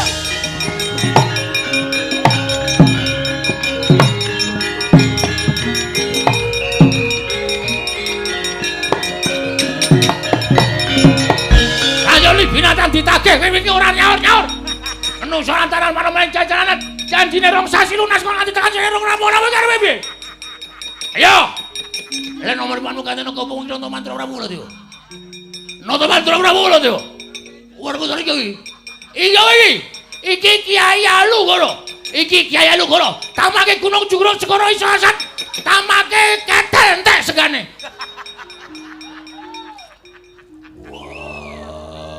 Bapak piye? Kowe aja ngina lho. Dapure Bagong. Bagong dengkulmu mlacat. Nata mantra Prabu Baladewa bojone Erawati. Padahal kowe iki kowe. Wah, iso nggawa Alugoro tenanan. Wela padake pring pethoke saiki pirang-pirang kok. Apa meneh ming Alugoro? Ayo, kelakon mati tenang aku. Tinjau ngakhiran nyawamu.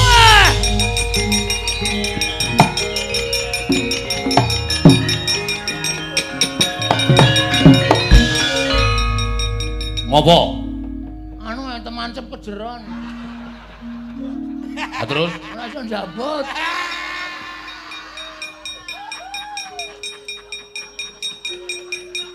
Niki lho. Tanggo nusuk Werkudara. Endo majleb.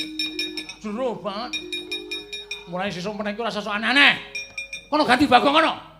Anu karang mingklik-mingklik ndase. Apa mekutane iki mingklik-mingklik. Ora padhake edan iki nyangkut watu.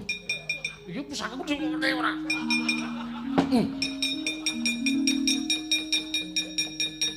Ambil. Yo.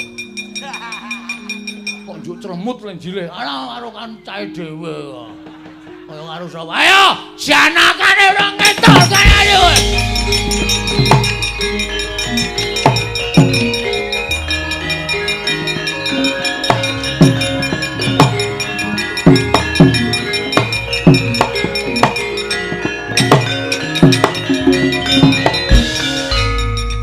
Ora panglingi kaya pusaka Alugoro kagunganing Koko Prabu. Nggih. Kotok gawa. Wau ketoke keri teng warung. Kene tak jaluk enggak. Kene tak gawane enggak. Nyonya tampanana nya. Wong edan meneh kok dinyunyukke. Wes sing nyunyukke sapa? Ora niku pasrah kok enggak. Lajeng mang beto mangkundurke Prabu Baladewa mangkundurke mboten apa-apa. Enggak, mang tampani, enggak. Nek kena mbebayani ora apa-apa. Mboten apa-apa. Yen ngono cetha lamun kowe Prabu Manduraga ngayomi marang kowe. Nek kiraku ngoten wong Bagong ora salah. Yen pancen kowe wani tegelan namake kelawan Bendara Mayutamakna. Sampeyan mentala mateni kula kok kula ora mentala mateni sampeyan iki nggo abrak apa sampeyan?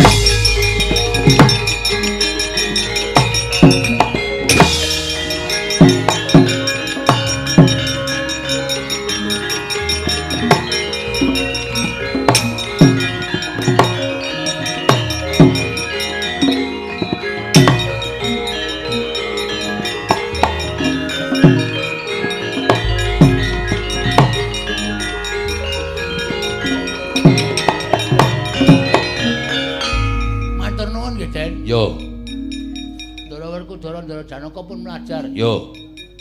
Sembah nuwun. Yo. Kene balekke. Nggih. Matur sembah nuwun tanpa pepindhan. Yo, tiba padha-padha. Iki piye iki? Lho, alenggo. Lah ya kene. Ngono nang balekke yo ora sembrono lho, Gong. Kowe ora edan ya? Iki lho, iso kene tak iki pucuke mandhap rene pucuk. Ayo yo. Kene cetheke dhewe ya wedi. Aku ya ngono kuwi mbuh. Nggih, diwalik. Nah, ngono ora. Iki tak cocok tenan lho.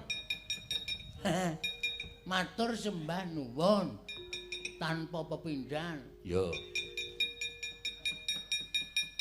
Wah, ini karo Bendara kok le gojek tenanan. Ora apa-apa mempererat antara Kyai Luhur karo rakyat jelata seperti itu. Ah iya. Paham? Wis, malah yen perlu saiki ngene. Gandeng kowe dikongkon karo bapakmu, mbok menawa bapakmu nunggal karep karo aku. Tegesipun, aku pancen uga ora percaya karo Begawan Dewa Buddha Petruk. Malah sak temene aku bakal budal marang negara Ndorowati. Nanging jebul sakwise aku nampa aturmu yen ton Yai Prabu Kresna sawetara sowan ana ing Karakadempel. Tak kira lampun Ndorowati uga suwung. Nggih. Lah terus dina Samakayuh sowan ngersane bapakmu perkara iki tak wadul karo bapakmu supaya bapakmu iso gawe pangreka daya nyingkirke pendhita ingkang mampapun Kresna. Oh nggih. Sinuwun Mandura rawuh wonten ing Karakadempel. Kula ngaturaken bekti kula kunjuk. Ndara, yo, Kakang Semar ndak tombo. Ora liwat tiba padha-padha. Rawuh sampeyan sareng kalih anak kula Petruk kali Bagong. Niki enten napa? Ingkang sekawit sinuwun Ndarawati rawuh teng Karakadempel. Tumunten dawuh kaliyan kula supados mboyong dhateng Ndara Werkudara lan Ndara Janaka ingkang sawetawis nilar kewajibaning kasatriyan. Lenggah wonten negari Ngastina. Kabar niku pancen kepara nyata napa namung kabar ingkang kandhek wonten ing pekabaran boten kababar dados kasunyatan Ndara. Kakang Semar, kula wonten dawuh pancen kepara nyata.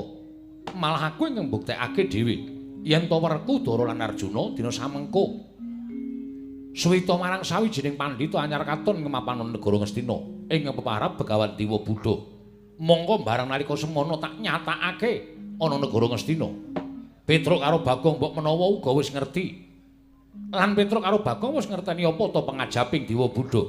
Ing kepengin murungake Bratayuda Jaya binangun mongko wurunging Bratayuda mau ndadak sarana reruba pepanggil ya kuwi patine pamonging Pandhawa ya kuwi Kakang Semar angka 2 sedane Yai Prabu Ndarawati.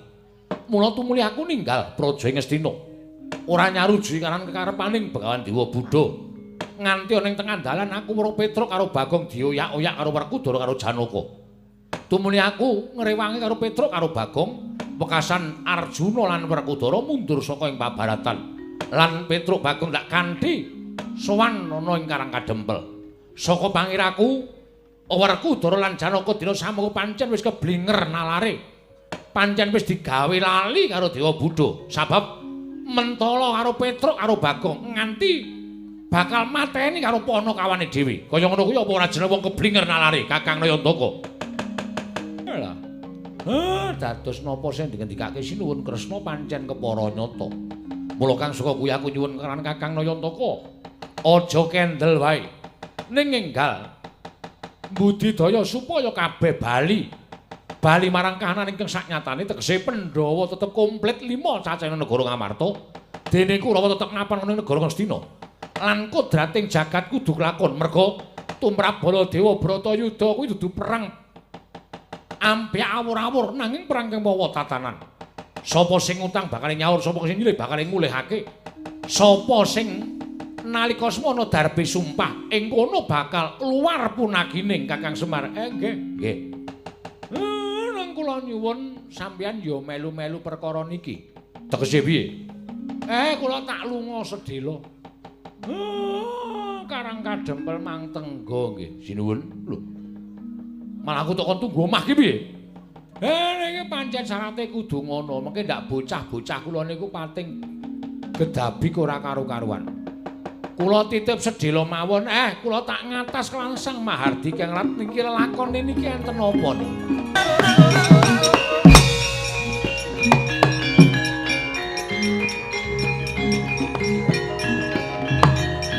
Wondarawati. Kakang Semar, nggih. Lah kok dadi Kakang Nayantaka nusul kelawan aku? Saya rungsit lan saya rumpil lakoning jagat. Ora sranta manah kula tumuli niat kula ajeng sowan Sang Asih Prana. Lah kok sampean malah enten mriki? Aku wis nembe wae sowan lan Sang Hyang Bathara Wenang Kakang Semar. Entuk dawing Sang Hyang Asih Prana lamun nata Ndarawati ngempus pinaringan kanugrahan wayu katentreman kudu bisa gawe padhang jagat saisine. Utamaning Pandhawa 5 kudu jangkep 5 lan Kurawa kudu mapan negara Ngastina. Jumbuh lawan kodrating dewa kudu tetep lumaku Bratayuda aja nganti ana ingkang wani anduwa kodrating jagat. Kula mathuk, kula cocok. Bapak iki tak kira nek lunga jebul methuk Ndara Kresna. Ha iya. Ora methuk nala garing. Lah pripun? Aku karo bapakmu ketemu ning alam antara. Waduh. Antara kau dan aku. Lah slathek gundulmu lho. Senengane nek omong kok mesti merga bapakmu bakal sowan Sang Asih Prana, aku saka sowan Sang Mahardika Ingrat. Yai Prabu Kresna entuk apa? Yai Prabu Kresna entuk dawing Sang Hyang Bathara Wenang bab sing endi lan kepiye kudu katindakake. Koko Prabu rawuh wonten ing mriki merga aku ora nyarujuki dewa budhong nek bakal murungake Bratayuda. Syarate kudu nyedani Yai Prabu Kresna lan mateni Kakang Semar. Menika kula pikantuk kewajiban. Kewajiban apa? Kedah damel srana supados werku Dara Janaka wangsul dhateng negari Ngamarta. Kurawa tetep wonten negari Ngastina, Pandhawa tetep wonten negari Ngamarta. Tegesipun Bratayuda boten badhe wonten ingkang ngaru biru Prabu. Cocok aku mathuk aku.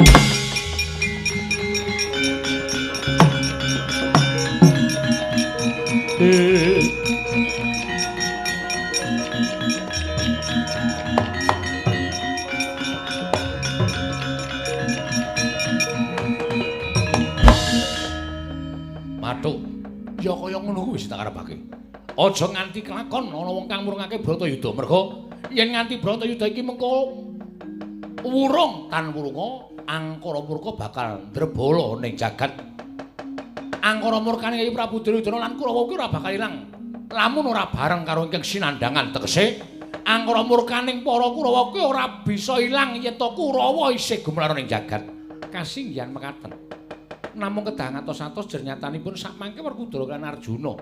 Sajaipun sampun malih paninganipun awit pangrika dayanipun Dewa Buddha. Wah, Kresna kakangku Semar. Wah. Wah.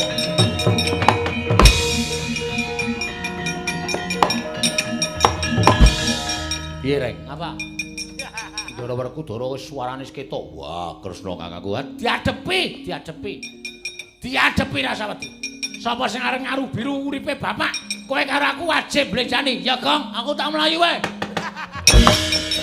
Oh, setan. Ayo.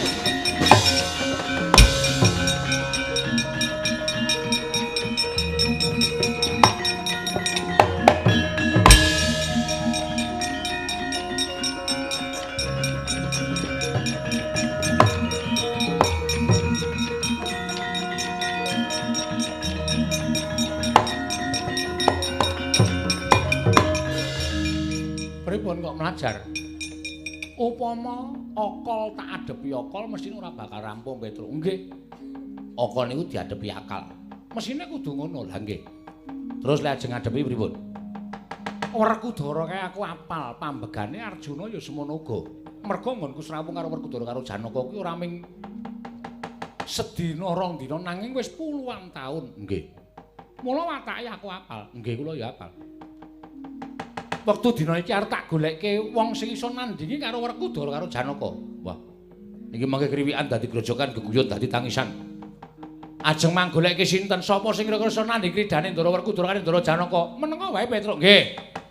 Bumi kunjang kancing langit kelap-kelap katon. Lir kincanging risang mawe gandrung ampun sembrono lho, Ndara. Ampun sembrono panjenengan niku goleki mungsuh ya sing babak tenan nek panjenengan goleki mungsuh ora babak wah cilaka kedadiane. Nek ming ora iso nandingi kridane Ndara Werkudara Ndara Janaka niki mangke wah sedheloe mesti kalah terus. Kowe menenga dhisik. Iki aku ngene iki ngopo? Mboten ngerti. Aku topo. Wo. Ati was omong. Topo to? Iya. Topo riku dudu. Topo riku mboten saged empat mata. Tak totok gundulmu ora. Wis menenga wae. Tak goleke jago Petro kowe lungguh mburiku. Nggih. Sinuwun Ndarawati nek matek aji pameling ngeri.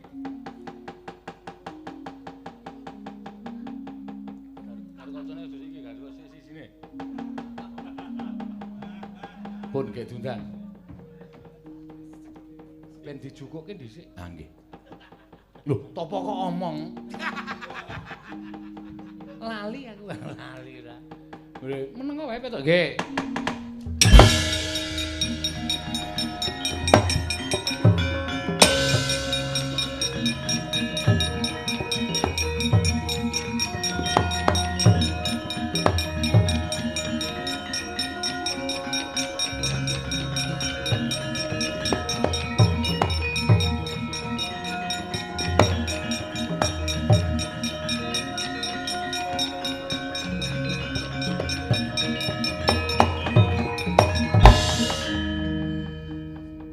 Gatotkaca wonten timbalan. Angkawijaya wonten timbalan wo. Dina sameka kok nganti enak-enak. Ora ngerti kahanan negara Ngamarta, luwih-luwih kahanan wong tuamu. Nggih. Wonten menapa? Menapa midhangetna? Wong tuamu Werkudara apa dene wong tuamu Arjuna dina samengko malih tinggal merga diblithuk dening pandita. Neneka ingkang jeneng Dewa Buddha. Mongko wis bakal tegal kalawan pakmu ing Dwarawati. Wis bakal mentala karo Kakang Semar Badranaya. Pengajaping wong tuamu sakloron kuwi iso mateni Ratu Dwarawati, iso mateni Semar. Tegese dheweke bakal mulya ana negara Ngastina. Kaya ngono kuwi apa dianggep wong tuwa pantes dadi wong tuamu apa ora?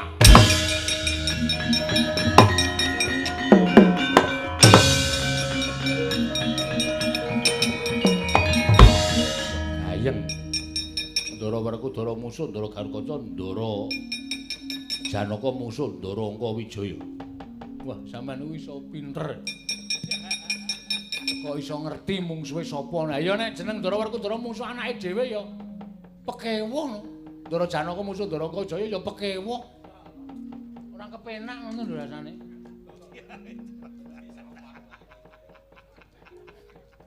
Kok ora iso ra sida omong, Go? Aku wis disyarat nang ngablak. Lara awakku.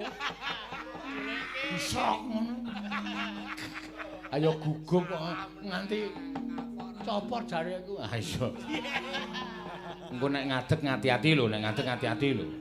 Dung dung dung dung tang dung dung dung tang dung tang dung kowe ngadeg entuk dung dung dung dung pletre ayo. Arep gogo aku. Gogo iki wae ora. Wis anggere ning Bagong karo Petruk wis ngarguyon kowe. Ha piye nek ora entuk guyon Panakawan ya, Go? Mosok Panakawan kon serius engko ya. Ora ning wong seneng. Mulane kowe. Yo, kae ndelok Ndara Garukaca musuh Ndara Werkudara, Ndara Angkawijaya musuh Ndara Janaka. Yo.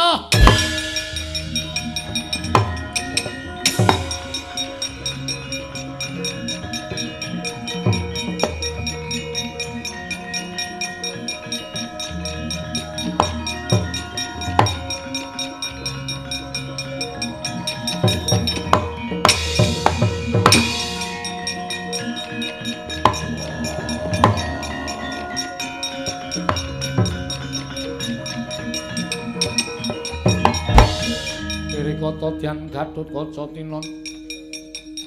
tinon mapakareka suta tekabira Kresna Gatot ing kasinggihan Kanjeng Rama malangkre ning ngarepe wong tuwa ora ngaturake bekti kula nyuwun pamunten Nlonjong bata tindakipun Kanjeng Rama badhe pinanggi kaliyan sinten goleki wakmu Ndarawati karo Semar merga dina iki aku duwe pengajap rukun karo Kurawa murungake Bratayuda Jaya binangun syarate aku kudu mentala gawe sirnaning wakmu Ndarawati lan padine Semar wah Gatot hitungan pikiran tinimbangane ngorbanake nyawa pirang-pirang luwih becik ngorbanake nyawa loro ning bakal nyelametake nyawa pirang-pirang Gatot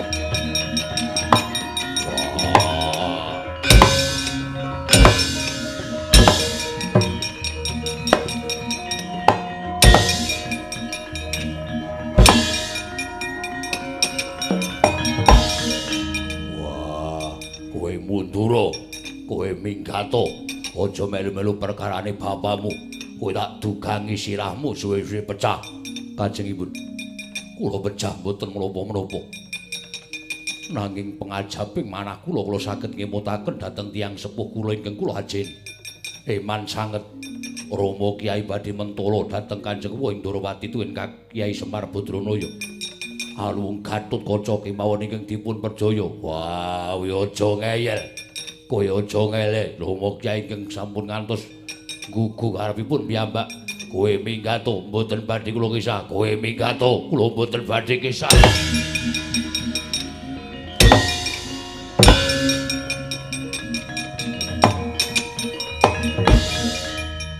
ada pesan tilut apa Petruk sampeyan ampun meneng mawon. Kang Ndarawati dawuhaning kula Petruk kae Garukaca Kandharana aja kon meneng wae. Aku wedi kuwalat. Weh, mboten nika bapake pakartine elek kok.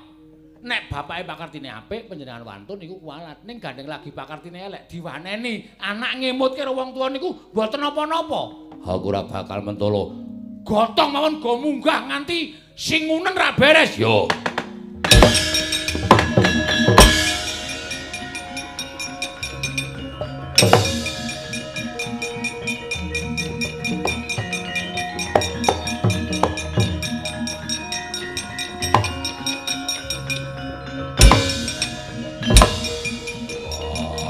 Wangkal Gatot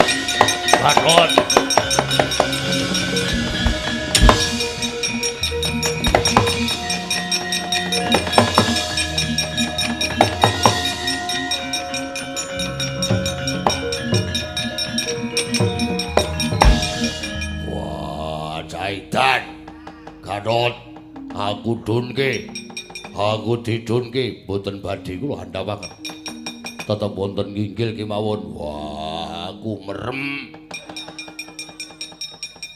dhuwur banget wah Gatot sampun kajengipun ngaten kemawon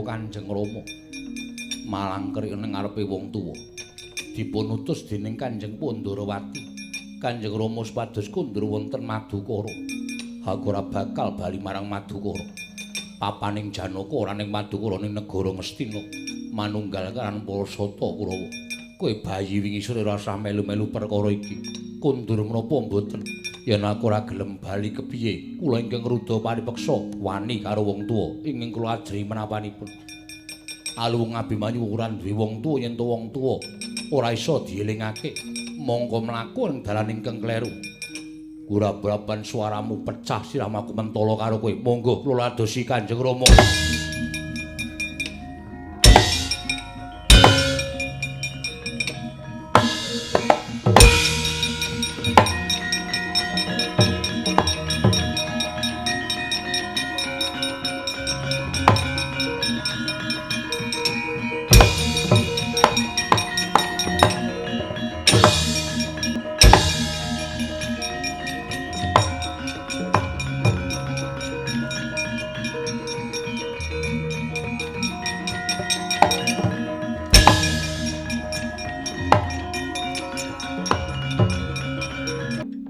Arjuna. Werkudara sing gedhe pangapuramu yen to iki mau kabeh pancen niate kadangmu ing Ndarawati. Yen ora Abimanyu, yen ora Gatotkaca tangeh ana ing kengkimbang arang kridane adhiku sakloro. Inggih. Koko Prabu monggo kula dherekaken wonten negaring Astina. Pamriye? Koko Prabu kedah dados sarana wurunging Bratayuda Jaya binangun. Ora kok sik. Aku tak takon karo kowe Janaka. Biyen kowe tau tate rasan-rasan karo pun Kakang. Si Adi kuwi jejering satriya. Mongko si Adi ora tau ninggal watak kasatriyaning Arjuna. Si Adi tansah ngajab dumadining Bratayuda, si Adi tansah kepengin anggelak wanci nggege mangsa dumadining Bratayuda. Nanging sabab apa saiki lah kok dadi ana swijining pandhita? Mongko durung karuan bener lan nyatane pandhita mau tumuli gawe ukara bakal murungake Bratayuda. Lah kok si Adi jiwaning kasatriyan murca tumuli saiki kaya dene wong wadon pinjungan kaya wedi weruh perang gedhe Bratayuda. Mongko kuwi durung kelakon. Tumuli si Adi banjur kepengin murungake Bratayuda, srana si Adi malah mentala nega kaliyan pun Kakang. Terus nggonku ketayalan sirah tak nggo sikil-sikil tak nggo sirahing pengajap aku isih tansah caket kaliyan para Pandhawa kuwi. Mbok anggep apa Janaka aku tak takon. Mbok anggep apa? Yen mancen kowe mentala karo Nata Ndarawati, mbok ya wis biyen-biyen kowe ora usah strawong karo aku. Biyen-biyen kowe ngerepa kepengin ngepek adhiku, luwung adhiku tak wenehake si Burisrawa. Lah kok saiki kowe malah kaya mengkono arep mentala karo aku. Mong perkara kowe ngeboti karo pendhita sing durung karuan nyatane. Nek upama kowe kelakon mateni karo aku, kowe mateni Kakang Semar Badranaya, tumuli Bratayuda tetep kelakon. Pendhita mau mung pendhita Ngayawara coba. Apa kowe iso nguripke Nata Ndarawati?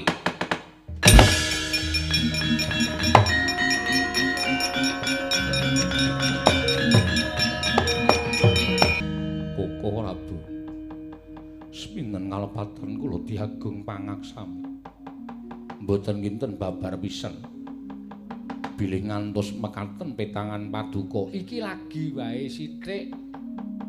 Durung kabeh tak kandhakake, upama kabeh tak kandhakake ngentok tinggal mau akeh banget Janaka. Siji, jiwaning kasatriyan, loro kewajibaning kasatriyan, telu kowe miradati kodrating jagat. Mongko wong miradati kodrating jagat mono bakal gedhe dosane. Inggih. Bratayuda kuwi ora perang ngampyak awur-awur nanging kuwi perang mawa tatanan. Perang suci ingkang kudu digelar ning jagat merga jroning Bratayuda kuwi sapa sing nandurala wahyu ning bakal sirna, sapa sing tandurane becik mesti uga bakal ngrembaka. Ing kono bakal katandha, wong utang bakal nyaur, wong nyilih ngulihake, luaring punake pirang-pirang sumpah bakal babar ning jroning Bratayuda Arjuna. Inggih. Werkudara Kakangmu Njadipati tau tate ngucap sumpah.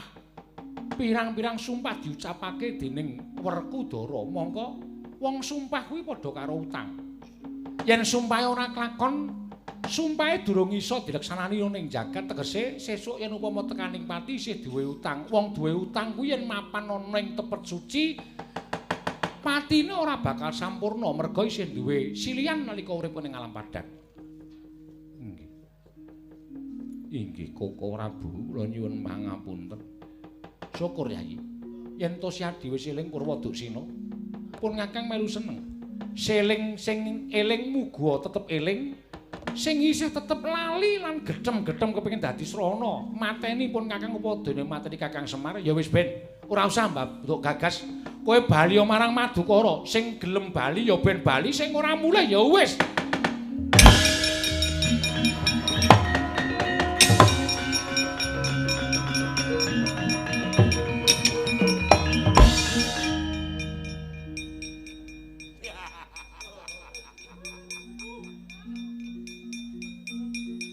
Werkudara, ngopo? Nendi? Mulih. Wah, ndak dilok-lokke.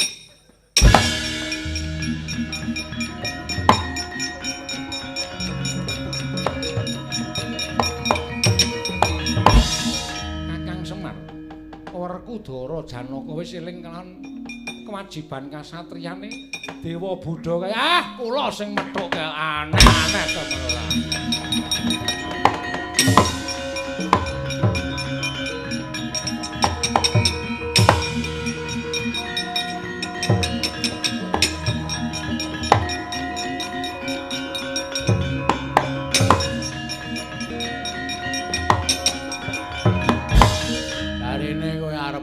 Bratayuda. Jarine kowe arep ngrengkuh Pandhawa manunggal karo Kurawa. Syarate wurung Bratayuda kudu srana patine Semar. Arep mateni Semar kok dadak nyilih tangane ndara-ndaraku Pandhawa. Kowe ra wani mateni aku ya. Kowe ra wani mateni aku. Merga kowe ra weruh saklare. Ayo muni yo. Ayo saiki sadu arep gage aku patenono kene marganing dugang kowe.